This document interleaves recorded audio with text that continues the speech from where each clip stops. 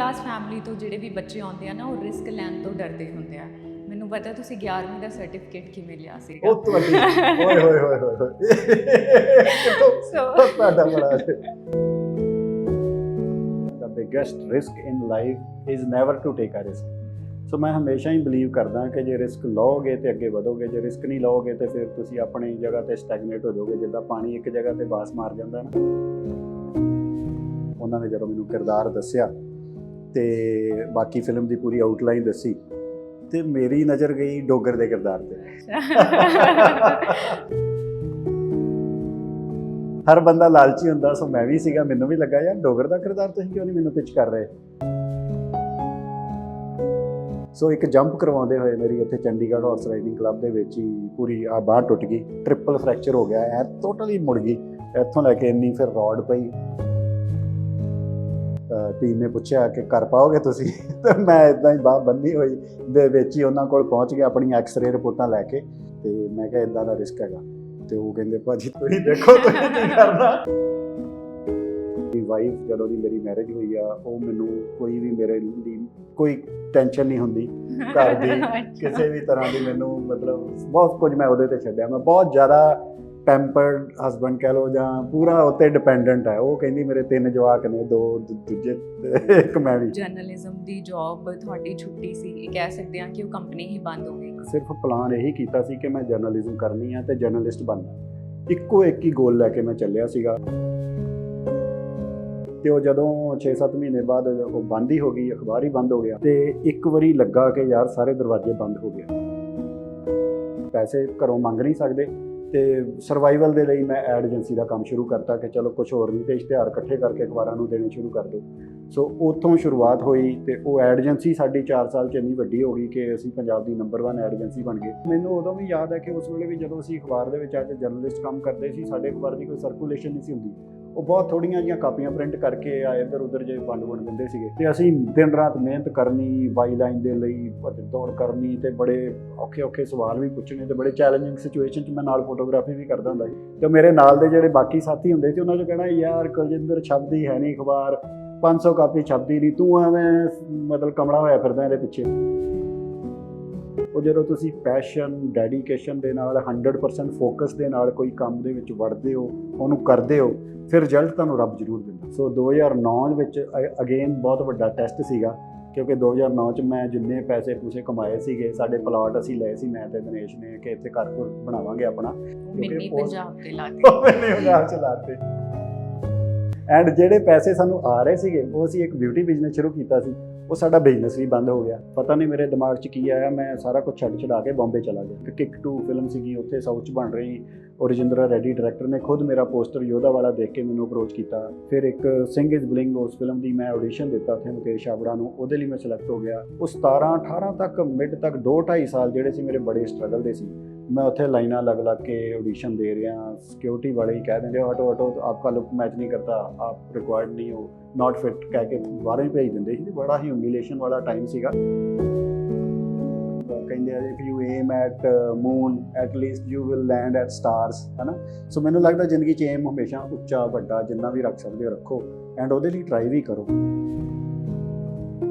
ਸਤਿ ਸ਼੍ਰੀ ਅਕਾਲ ਜੀ, ਬਹੁਤ ਬਹੁਤ ਸਵਾਗਤ ਹੈ। ਮੈਂ ਜਸਵਿੰਦਰ ਕੌਰ ਔਰ ਤੁਸੀਂ ਦੇਖ ਰਹੇ ਹੋ ਸਿਨੇ ਪੰਜਾਬੀ। ਅੱਜ ਸਾਡੇ ਨਾਲ ਪੰਜਾਬੀ ਇੰਡਸਟਰੀ ਦੇ ਉਹ ਕਲਾਕਾਰ ਮੌਜੂਦ ਨੇ ਜਿਨ੍ਹਾਂ ਦਾ ਬੇਸ਼ੱਕ ਫਿਲਮੀ ਬੈਕਗ੍ਰਾਉਂਡ ਨਹੀਂ ਸੀ, ਲੇਕਿਨ ਫਿਲਮੀ ਦੁਨੀਆ ਦੇ ਨਾਲ ਜੁੜ ਕੇ ਉਹਨਾਂ ਨੇ ਆਪਣੀ ਕਿਸਮ ਦਾ ਇੱਕ ਕੰਮ ਕੀਤਾ। ਲੇਕਿਨ ਮੈਂ ਇਹ ਵੀ ਕਹਿ ਸਕਦੀ ਹਾਂ ਕਿ ਜਿਹੜੇ ਲੋਕ ਆਪਣੀ ਜ਼ਿੰਦਗੀ ਦੇ ਕਿਸੇ ਇੱਕ ਖੇਤਰ ਦੇ ਵਿੱਚ ਕਾਮਯਾਬ ਨਹੀਂ ਹੁੰਦੇ ਔਰ ਉਹ ਸੋਚਦੇ ਆ ਕਿ ਉਹ ਜ਼ਿੰਦਗੀ 'ਚ ਕੁਝ ਨਹੀਂ ਕਰ ਸਕਦੇ, ਸ਼ਾਇਦ ਉਹਨਾਂ ਦੀ ਜਰਨੀ ਉਹਨਾਂ ਸਾਰਿਆਂ ਲਈ ਇੱਕ ਇਨਸਪੀਰੇਸ਼ਨ ਹੋ ਸਕਦੀ ਹੈ। ਸਾਡੇ ਨਾਲ ਮੌਜੂਦ ਨੇ actor, director, producer, writer Kuljinder Singh Sidhu. ਗੱਲਬਾਤ ਕਰਦੇ ਹਾਂ ਉਹਨਾਂ ਨਾਲ। ਬਹੁਤ ਬਹੁਤ ਸਵਾਗਤ ਹੈ। ਥੈਂਕ ਯੂ ਵੈਰੀ ਮਚ ਜੀ। ਸਤਿ ਸ਼੍ਰੀ ਅਕਾਲ ਸਾਰਿਆਂ ਨੂੰ। ਸਭ ਤੋਂ ਪਹਿਲਾਂ ਮੌੜ ਫਿਲਮ ਲਈ ਬਹੁਤ ਬਹੁਤ ਮੁਬਾਰਕਾਂ ਤੁਹਾਨੂੰ। Thank you very much. Thank you. Maur ਤੋਂ ਸ਼ੁਰੂਆਤ ਕਰ ਲਈਏ ਜੀ। ਜੈਮਲ ਦੇ ਕਿਰਦਾਰ ਦੀ ਚੋਣ ਕਿਸ ਤਰ੍ਹਾਂ ਹੋਈ ਸੀ ਜਿਸ ਦੇ ਵਿੱਚ ਤੁਸੀਂ ਉਹਨਾਂ ਨੂੰ ਸਭ ਤੋਂ ਬੈਸਟ ਲੱਗੇ ਕਿ ਤੁਸੀਂ ਉਹਨੂੰ ਬਿਹਤਰ ਨਿਭਾ ਸਕਦੇ ਹੋ? ਜੀ, ਜੈਮਲ ਦੇ ਕਿਰਦਾਰ ਦੇ ਲਈ ਜਦੋਂ ਜਤਿੰਦਰ ਮੌਰ ਹੁਣਾਂ ਦੀ ਟੀਮ ਦਾ ਮੈਨੂੰ ਕਾਲ ਆਇਆ ਤੇ ਮੇਰੀ ਪਹਿਲੀ ਮੀਟਿੰਗ ਜਤਿੰਦਰ ਮੌਰ ਤੇ ਜਿਹੜੇ ਪ੍ਰੋਡਿਊਸਰ ਸੀਗੇ ਰਿਦਮ ਵੌਇਸ ਵੱਲੋਂ ਕਾਰਜ ਗਿੱਲ, ਉਹਨਾਂ ਨਾਲ ਮੇਰੀ ਮੀਟਿੰਗ ਹੋਈ ਤੇ ਉਹਨਾਂ ਨੇ ਜਦੋਂ ਮੈਨੂੰ ਕਿਰਦਾਰ ਦੱਸਿਆ ਤੇ ਬਾਕੀ ਫਿਲਮ ਦੀ ਪੂਰੀ ਆਊਟਲਾਈਨ ਦੱਸੀ ਤੇ ਮੇਰੀ ਨਜ਼ਰ ਗਈ ਡੋਗਰ ਦੇ ਕਿਰਦਾਰ ਤੇ। ਅੱਛਾ। ਹਰ ਬੰਦਾ ਲਾਲਚੀ ਹੁੰਦਾ, ਸੋ ਮੈਂ ਵੀ ਸੀਗਾ, ਮੈਨੂੰ ਵੀ ਲੱਗਾ ਯਾਰ ਡੋਗਰ ਦਾ ਕਿਰਦਾਰ ਤੁਸੀਂ ਕਿਉਂ ਨਹੀਂ ਮੈਨੂੰ ਪਿਚ ਕਰ ਰਹੇ। ਤੇ ਫਿਰ ਮੈਨੂੰ ਜਤਿੰਦਰ ਮੌਰ ਹੋਣਾ ਨੇ ਦੱਸਿਆ ਕਿ ਨਹੀਂ, ਅਸੀਂ ਨਾ ਬੜੀ ਰਿਸਰਚ ਬੇਸ ਫਿਲਮ ਕੀਤੀ ਆ। ਡੋਗਰ ਜਿਹੜਾ ਸੀ 6 ਫੁੱਟ ਤੋਂ ਉੱਪਰ ਸੀਗਾ ਤੇ ਅਸੀਂ 6.25 ਫੁੱਟ ਦਾ ਬੰਦਾ ਅਹਿਮਦ ਡੋਗਰ ਦੇ ਕਿਰਦਾਰ ਲਈ ਲੱਭ ਰਹੇ ਹਾਂ। ਤੇ ਮੈਂ ਕਿਹਾ ਲੱਭ ਗਿਆ ਤੁਹਾਨੂੰ? ਕਹਿੰਦੇ ਹਾਂ, ਅਸੀਂ 2 ਆਰਟਿਸਟ ਨੇ ਜਿਹੜੇ ਸ਼ਾਰਟ ਲਿਸਟ ਕੀਤੇ ਹੋਏ ਆ ਤੇ ਅਸੀਂ ਇਹ ਕਿਰਦਾਰ ਉਹਨਾਂ ਕੋਲ ਕਰਾਵਾਂਗੇ। ਫਿਰ ਮੈਂ ਉਹਨਾਂ ਦੀ ਬਾਕੀ ਗੱਲਬਾਤ ਸੁਣੀ ਤੇ ਮੇਰਾ ਬਹੁਤ ਜ਼ਿਆਦਾ ਇੰਟਰਸਟ ਬਣਿਆ ਨਹੀਂ ਜੈਮਲ ਦਾ ਕਿਰਦਾਰ ਕਰਨ 'ਚ। ਤੇ ਉਹ ਗੱਲ ਆਈ ਗਈ ਹੋ ਗਈ। ਤੇ ਉਸ ਤੋਂ ਬਾਅਦ ਫਿਰ ਜਤਿੰਦਰ ਮੌਰ ਹੋਣਾ ਨੇ ਮੇਰੇ ਨਾਲ ਘਰੇ ਇੱਕ ਮੀਟਿੰਗ ਕੀਤੀ ਤੇ ਉਸ ਮੀਟਿੰਗ ਦੇ ਵਿੱਚ ਜਤਿੰਦਰ ਮੌਰ ਹੋਣਾ ਦਾ ਮੈਂ ਕਾਫੀ ਕਦਰਦਾਨ ਹੈ, ਉਹਨਾਂ ਦੇ ਸਿਨੇਮੇ ਦਾ। ਤੇ ਇੱਕ ਸੀਰੀਜ਼ ਵੀ ਅਸੀਂ ਕਰ ਚੁੱਕੇ ਹਾਂ ਸ਼ੂਟ। ਤੇ ਮੈਂ ਬਹੁਤ ਵਧੀਆ ਡਾਇਰੈਕਟਰ ਮੰਨਦਾ ਉਹਨਾਂ ਨੂੰ। ਤੇ ਉਹਨਾਂ ਨੇ ਦੁਬਾਰਾ ਮੈਨੂੰ ਜਦੋਂ ਦੱਸਿਆ ਕਿ ਕੁਲਜਿੰਦਰ ਤੂੰ ਮੇਰੇ ਕਹਿਣ ਤੇ ਮੇਰੇ ਤੇ ਭਰੋਸਾ ਕਰਕੇ ਕਰ ਲਾ, ਵਧੀਆ ਕਰੈਕਟਰ ਨਿਕਲੂਗਾ, ਚੰਗਾ ਤੇਰੇ ਲਈ ਇੱਕ ਕੈਰੀਅਰ ਵਾਈਜ਼ ਵੀ ਤੇ ਅੱਛਾ ਰਹੂਗਾ। ਤੇ 2-4 ਗੱਲਾਂ ਹੀ ਕੀਤੀਆਂ। ਜਤਿੰਦਰ ਬਹੁਤ ਜ਼ਿਆਦਾ ਤਾਂ ਬੋਲਦਾ ਨਹੀਂ, ਬਹੁਤ ਜ਼ਿਆਦਾ ਕਿਸੇ ਨੂੰ ਕਨਵਿੰਸ ਕਰਦਾ ਨਹੀਂ। ਤੇ ਮੈਂ ਕਿਹਾ ਠੀਕ ਹੈ, ਫਿਰ ਮੈਂ ਓਕੇ ਤੇ ਕਰਦੇ ਹਾਂ। ਤੇ ਇੱਦਾਂ ਸ਼ੁਰੂਆਤ ਸੀਗੀ। ਤੁਸੀਂ ਸੱਟਾਂ ਵੀ ਖਾ ਲਿਆ, ਅਸੀਂ ਤੁਹਾਨੂੰ ਬਹੁਤ ਵਧੀਆ ਹੋਰਸ ਰਾਈਡਿੰਗ ਕਹਿ ਸਕਦੇ ਹਾਂ ਕਰਦੇ ਹੋਏ ਉਸ ਫਿਲਮ ਦੇ ਵਿੱਚ ਦੇਖਿਆ। ਸੋ ਜਦੋਂ ਐਜ਼ ਅ ਐਕਟਰ ਤੁਸੀਂ ਆਪਣੇ ਕਿਸੇ ਕਿਰਦਾਰ ਲਈ ਇੰਨੇ ਕ੍ਰੇਜ਼ੀ ਹੋ ਜਾਂਦੇ ਹੋ ਕਿ ਜੋ ਵੀ ਕਰਨਾ ਪਿਆ ਮੈਂ ਕਰੂੰਗਾ, ਉਸ ਤੋਂ ਬਾਅਦ ਜੋ ਵੀ ਕੁਝ ਤੁਹਾਨੂੰ ਵਿੱਚ ਗੈਪ ਲੈਣਾ ਪਿਆ, ਉਹਨਾਂ ਚੀਜ਼ਾਂ ਨੂੰ ਬਤੌਰ ਐਕਟਰ ਤੁਸੀਂ ਕਿਵੇਂ ਹੈਂਡਲ ਕਰਦੇ ਹੋ? ਹਾਂ, ਸੱਟ ਲੱਗ ਗਈ ਸੀ ਇਸ ਫਿਲਮ ਦੇ ਰਿਹਰਸਲ ਦੇ ਵਿੱਚ ਹੀ, ਅਜੇ ਸ਼ੁਰੂਆਤ ਹੀ ਸੀਗੀ, ਅਜੇ ਹਾਰਸ ਰਾਈਡਿੰਗ ਵਗੈਰਾ ਕਰ ਰਹੇ ਸੀਗੇ। ਤੇ ਉਹ ਮੈਂ ਥੋੜ੍ਹਾ ਜਿਹਾ ਜ਼ਿਆਦਾ ਪੰਗੇ ਲੈਣ ਲੱਗਿਆ। ਜਦੋਂ ਤੁਹਾਨੂੰ ਇੱਕ ਲੈਵਲ ਤੱਕ ਹਾਰਸ ਰਾਈਡਿੰਗ ਆ ਜਾਂਦੀ ਆ, ਕੈਂਟਰ ਕੁੰਟਰ ਕਰਾਉਣ ਲੱਗ ਗਏ ਘੋੜੇ ਨੂੰ। ਤੇ ਉਸ ਤੋਂ ਬਾਅਦ ਮੈਨੂੰ ਲੱਗਾ ਹੁਣ ਥੋੜ੍ਹੇ ਜਿਹੇ ਜੰਪ ਵੀ ਕਰਵਾਉਣੇ ਸ਼ੁਰੂ ਕਰ ਦਿੰਦੇ ਆ। ਸੋ ਇੱਕ ਜੰਪ ਕਰਵਾਉਂਦੇ ਹੋਏ ਮੇਰੀ ਇੱਥੇ ਚੰਡੀਗੜ੍ਹ ਹਾਰਸ ਰਾਈਡਿੰਗ ਕਲੱਬ ਦੇ ਵਿੱਚ ਹੀ ਪੂਰੀ ਬਾਂਹ ਟੁੱਟ ਗਈ, ਟ੍ਰਿਪਲ ਫਰੈਕਚਰ ਹੋ ਗਿਆ, ਐ ਟੋਟਲੀ ਮੁੜ ਗਈ ਇੱਥੋਂ ਲੈ ਕੇ ਇੰਨੀ, ਫਿਰ ਰੋਡ ਪਈ। ਤੇ ਉਹ ਫਿਲਮ ਜਿਹੜੀ ਸੀ ਕੁਦਰਤੀ ਥੋੜ੍ਹੀ ਜਿਹੀ ਅੱਗੇ ਚੱਲ ਗਈ ਤੇ ਉਹ ਮੇਰੀ ਥੋੜ੍ਹੀ ਜਿਹੀ ਰਿਕਵਰੀ ਹੋ ਗਈ। ਉਦੋਂ ਤੱਕ ਮੈਂ ਵਾਕ ਵੂਕ ਕਰਨੀ ਸ਼ੁਰੂ ਕਰਤੀ ਸੀਗੀ। ਤੇ ਮੈਨੂੰ ਦੁਬਾਰਾ ਜਦੋਂ ਟੀਮ ਨੇ ਪੁੱਛਿਆ ਕਿ ਕਰ ਪਾਓਗੇ ਤੁਸੀਂ, ਤਾਂ ਮੈਂ ਇੱਦਾਂ ਹੀ ਬਾਂਹ ਬੰਨੀ ਹੋਈ ਦੇ ਵਿੱਚ ਹੀ ਉਹਨਾਂ ਕੋਲ ਪਹੁੰਚ ਗਿਆ ਆਪਣੀਆਂ ਐਕਸਰੇ ਰਿਪੋਰਟਾਂ ਲੈ ਕੇ। ਕਾਰਜ ਉਹਨਾਂ ਨੂੰ ਮਿਲਿਆ, ਮੈਂ ਕਿਹਾ ਮੈਂ ਅੱਜ ਹੀ ਐਕਸਰੇ ਕਰਵਾ ਕੇ ਆਇਆ। ਇਹਦੇ 'ਚ ਨਾ ਇੱਕ ਕੈਲਸ ਹੁੰਦਾ, ਹੱਡੀ ਜੋੜਨ ਤੋਂ ਪਹਿਲਾਂ ਇੱਕ ਕੈਲਸ ਬਣਦਾ ਕਿ ਉਹ ਜਾਲਾ ਜਿਹਾ ਹੁੰਦਾ, ਉਹਦੇ ਨਾਲ ਫਿਰ ਜੁਆਇੰਟ ਜੁੜਦਾ। ਮੈਂ ਕਿਹਾ ਅਜੇ ਮੇਰਾ ਨਾ ਕੈਲਸ ਬਣਿਆ ਨਹੀਂ, ਡਾਕਟਰ ਮੈਨੂੰ ਇਹ ਕਹਿ ਰਿਹਾ ਕਿ ਅਜੇ ਰਿਸਕੀ ਬਹੁਤ ਜ਼ਿਆਦਾ, ਕਿਉਂਕਿ ਅਜੇ ਜੋੜ ਜੁੜਿਆ ਨਹੀਂ। ਤੇ ਤੂੰ ਪਹਿਲਾਂ ਨਵਾਂ ਪੰਗਾ ਲੈ ਕੇ ਫਿਰ ਜੇ ਕੁਝ ਸੱਟ ਲੱਗ ਗਈ ਤੇ ਮਤਲਬ ਉਹ ਅਪੰਗ ਹੀ ਹੋ ਸਕਦਾ ਤੂੰ। ਤੇ ਮੈਂ ਕਿਹਾ ਇੱਦਾਂ ਦਾ ਰਿਸਕ ਹੈਗਾ। ਤੇ ਉਹ ਕਹਿੰਦੇ ਭਾਜੀ ਤੁਸੀਂ ਦੇਖੋ ਤੁਸੀਂ ਕੀ ਕਰਨਾ, ਮੈਨੂੰ ਨਹੀਂ ਪਤਾ ਇਹਦੇ ਬਾਰੇ। ਤੇ ਪਰ ਫਾਈਨਲੀ ਮੈਂ ਉਹ ਫਿਰ ਕਾਲ ਲਈ ਕਿ ਨਹੀਂ ਕਰਦੇ ਆ, ਕੋਈ ਗੱਲ ਨਹੀਂ। ਤੇ ਫਿਰ ਮੈਂ ਥੋੜ੍ਹੀ ਬਹੁਤ ਹਾਰਸ ਰਾਈਡਿੰਗ ਦੁਬਾਰਾ ਤੋਂ ਸ਼ੁਰੂ ਕੀਤੀ। ਫਿਜ਼ੀਓਥੈਰੇਪੀ ਕਰਕੇ ਮੈਂ ਆਪਣੇ ਆਪ ਨੂੰ ਬਾਂਹ ਇੰਨੇ ਕੁ ਜੋਗੀ ਕਰ ਲਈ ਕਿ ਘੋੜਾ ਫਿਰ ਦੌੜਾ ਸਕੀਏ। ਸੋ ਘੋੜੇ ਕਾਫੀ ਦੌੜਾਏ ਸੀਗੇ, ਹਾਲਾਂਕਿ ਸ਼ਾਟ ਘੱਟ ਲੱਗੇ ਨੇ। ਤੇ ਜੈਮਲ ਦਾ ਕਿਰਦਾਰ ਥੋੜ੍ਹਾ ਟ੍ਰਿਮ ਵੀ ਹੋ ਗਿਆ, ਥੋੜ੍ਹਾ ਨਹੀਂ ਕਾਫੀ ਟ੍ਰਿਮ ਹੋ ਗਿਆ ਵੈਸੇ। ਪਰ ਉਹ ਕਿਉਂਕਿ ਜਿੱਦਾਂ ਵੀ ਸੀ, ਕਿਉਂਕਿ ਇੱਕ ਟਾਈਮ 'ਤੇ ਇਹ ਵੀ ਸੋਚ ਰਹੇ ਸੀ ਕਿ ਫਿਲਮ ਨੂੰ 2 ਭਾਗਾਂ 'ਚ ਰਿਲੀਜ਼ ਕੀਤਾ ਜਾਊਗਾ, ਕਿਉਂਕਿ ਅਸੀਂ 100 ਦੇ ਸ਼ੂਟ ਕੀਤਾ ਫਿਲਮ। ਤੇ ਫਿਲਮ ਬਹੁਤ ਵਧੀਆ ਸ਼ੂਟ ਹੋਈ। ਤੇ ਪਰ ਅਲਟੀਮੇਟਲੀ ਫਿਰ ਡਿਸੀਜਨ ਪ੍ਰੋਡਿਊਸਰਸ ਵੱਲੋਂ ਇਹੀ ਹੋਇਆ ਕਿ ਨਹੀਂ, ਆਪਾਂ 2-2.25 ਘੰਟੇ ਦੀ ਫਿਲਮ ਸ਼ੂਟ ਕਰਦੇ ਹਾਂ। ਮੇਰੇ ਸਮੇਤ ਹੋਰ ਵੀ ਕਾਫੀ ਚੀਜ਼ਾਂ ਕੱਟੀਆਂ ਗਈਆਂ। ਤੇ ਪਰ ਮੈਂ ਓਵਰਆਲ ਸੈਟਿਸਫਾਈਡ ਹੈ ਕਿ ਜੈਮਲ ਨੂੰ ਪਸੰਦ ਕੀਤਾ। ਤੁਸੀਂ ਆਪਾਂ ਹੁਣੇ ਗੱਲਬਾਤ ਕਰ ਰਹੇ ਹਾਂ ਐਜ਼ ਅ ਐਕਟਰ ਰਿਸਕ ਲੈਣ ਦੀ ਜਾਂ ਕ੍ਰੇਜ਼ੀ ਹੋ ਜਾਣ ਦੀ। ਮਿਡਲ ਕਲਾਸ ਫੈਮਿਲੀ ਤੋਂ ਜਿਹੜੇ ਵੀ ਬੱਚੇ ਆਉਂਦੇ ਆ ਨਾ, ਉਹ ਰਿਸਕ ਲੈਣ ਤੋਂ ਡਰਦੇ ਹੁੰਦੇ ਆ। ਮੈਨੂੰ ਪਤਾ ਤੁਸੀਂ 11ਵੀਂ ਦਾ ਸਰਟੀਫਿਕੇਟ ਕਿਵੇਂ ਲਿਆ ਸੀਗਾ। ਉਹ ਤੁਹਾਡੀ ਓਏ ਹੋਏ ਹੋਏ ਹੋਏ ਹੋਏ ਸੋ ਤੁਹਾਡਾ ਬੜਾ ਓ ਗॉड। ਅੱਛਾ, ਸੋ ਬਿਲਕੁਲ ਮੈਂ ਕਾਫੀ ਪੜ੍ਹ ਕੇ ਆਈ ਹਾਂ ਤੁਹਾਡੇ ਬਾਰੇ। ਸੋ ਇਹ ਜਿਹੜੇ ਰਿਸਕ ਤੁਸੀਂ ਉਸ ਸਮੇਂ ਦੇ ਵਿੱਚ ਲਏ, ਬੱਚੇ 2 ਤਰ੍ਹਾਂ ਦੇ ਹੁੰਦੇ ਆ, ਜਾਂ ਤਾਂ ਉਹ ਡਰ ਜਾਂਦੇ ਆ ਕਿਉਂਕਿ ਉਹਨਾਂ ਨੂੰ ਲੱਗਦਾ ਕਿ ਬੈਕਅਪ 'ਤੇ ਚੀਜ਼ਾਂ ਨਹੀਂ ਹੈ, ਜਾਂ ਫਿਰ ਉਹ ਇਹ ਸੋਚ ਕੇ ਅੱਗੇ ਵੱਧ ਜਾਂਦੇ ਆ ਕਿ ਜੋ ਵੀ ਹੋਊਗਾ ਦੇਖੀ ਜਾਊਗਾ। ਜਿਹੜੇ ਇਹੋ ਜਿਹੇ ਲੋਕ ਹੁੰਦੇ ਆ ਜਿਨ੍ਹਾਂ ਨੇ ਕ੍ਰੇਜ਼ੀ ਹੋ ਕੇ ਕੁਝ ਹਾਸਿਲ ਕੀਤਾ ਹੁੰਦਾ, ਉਹਨਾਂ ਨੇ ਗਵਾਇਆ ਵੀ ਬਹੁਤ ਕੁਝ ਹੁੰਦਾ। ਤੁਸੀਂ ਉਸ ਸਮੇਂ ਨੂੰ ਕਿਵੇਂ ਦੇਖਦੇ ਹੋ? ਹਾਂ, ਮੇਰਾ ਦੇਖੋ ਫਿਲਾਸਫੀ ਸੋਚ ਜਾਂ ਈਵਨ ਮੇਰੀ ਜਿਹੜੀ ਫੇਸਬੁੱਕ ਦੀ ਪ੍ਰੋਫਾਈਲ ਹੈ ਉਹਦੇ 'ਤੇ ਵੀ ਮੈਂ ਇਹ ਲਿਖਿਆ ਹੋਇਆ, the biggest risk in life is never to take a risk. So ਮੈਂ ਹਮੇਸ਼ਾ ਹੀ ਬਿਲੀਵ ਕਰਦਾ ਕਿ ਜੇ ਰਿਸਕ ਲਓਗੇ ਤਾਂ ਅੱਗੇ ਵਧੋਗੇ, ਜੇ ਰਿਸਕ ਨਹੀਂ ਲਓਗੇ ਤਾਂ ਫਿਰ ਤੁਸੀਂ ਆਪਣੀ ਜਗ੍ਹਾ 'ਤੇ ਸਟੈਗਨੇਟ ਹੋ ਜਾਓਗੇ, ਜਿੱਦਾਂ ਪਾਣੀ ਇੱਕ ਜਗ੍ਹਾ 'ਤੇ ਬਾਸ ਮਾਰ ਜਾਂਦਾ ਨਾ। ਸੋ ਮੈਂ ਵੀ ਜ਼ਿੰਦਗੀ ਦੇ ਵਿੱਚ ਇਹੀ ਹੈ ਕਿ ਇੱਕ ਚੀਜ਼ ਕਰ ਲਈ, ਉਹ ਤੋਂ ਮੈਂ ਥੋੜ੍ਹਾ ਜਲਦੀ ਬੋਰ ਹੋ ਜਾਂਦਾ, ਕਿਉਂਕਿ ਮੇਰੀ ਸ਼ੁਰੂਆਤ ਤਾਂ ਖੈਰ ਐਜ਼ ਜਰਨਲਿਸਟ ਹੋਈ ਸੀਗੀ। ਉਹ ਜਰਨਲਿਜ਼ਮ ਤੋਂ ਮੈਂ ਬੋਰ ਨਹੀਂ ਸੀ ਹੋਇਆ, ਖੈਰ ਉਹ ਮੈਨੂੰ ਉਹ ਪੇਪਰ ਹੀ ਬੰਦ ਹੋ ਗਿਆ। ਤੇ ਮਜਬੂਰੀ ਵਿੱਚ ਸਾਨੂੰ ਐਡ ਏਜੰਸੀ ਸ਼ੁਰੂ ਕਰਨੀ ਪਈ। ਐਡ ਏਜੰਸੀ ਵਾਲਾ ਕੰਮ ਕੀਤਾ, ਨਾਲ ਅਸੀਂ ਬਿਊਟੀ ਲਾਈਨ 'ਚ ਆ ਗਏ, ਉਹ ਵੀ ਬਾਈ ਡਿਫਾਲਟ ਆ ਗਏ। ਬਿਊਟੀ ਲਾਈਨ ਤੋਂ ਬਾਅਦ ਅਸੀਂ ਫਿਲਮ ਲਾਈਨ 'ਚ ਆ ਗਏ, ਫਿਲਮ ਪ੍ਰੋਡਿਊਸ ਕੀਤੀ, ਪਹਿਲੀ ਮਿੰਨੀ ਪੰਜਾਬ ਐਜ਼ ਪ੍ਰੋਡਿਊਸਰ ਕੰਮ ਕੀਤਾ। ਫਿਰ ਦੂਸਰੀ ਫਿਲਮ ਮੈਂ ਲਿਖੀ ਵੀ, ਸਾਡਾ ਹੱਕ, ਆਪ ਪ੍ਰੋਡਿਊਸ ਕੀਤੀ, ਆਪ ਰਾਈਟਰ ਵੀ ਬਣੇ। ਸੋ ਮੈਨੂੰ ਲੱਗਦਾ ਕਿ ਲਾਈਫ ਦੇ ਵਿੱਚ ਜਿੱਥੇ ਵੀ ਤੁਸੀਂ ਚਾਂਸ ਲੈ ਸਕਦੇ ਹੋ, ਥੋੜ੍ਹਾ ਜਿਹਾ ਆਪਣਾ ਬੈਕਅਪ ਕੁਸ਼ਨ ਰੱਖ ਕੇ ਉੱਥੇ ਚਾਂਸ ਲੈਣਾ ਚਾਹੀਦਾ। ਹੁਣ ਮੈਂ ਫਿਲਮ ਇੰਡਸਟਰੀ ਦੇ ਵਿੱਚ ਸ਼ੁਰੂ ਵਿੱਚ ਵੀ ਐਂਟਰ ਕਰ ਸਕਦਾ ਸੀ, ਮੈਂ ਆ ਕੇ ਐਂਟਰ ਕੀਤਾ 38 ਦੀ ਏਜ ਵਿੱਚ।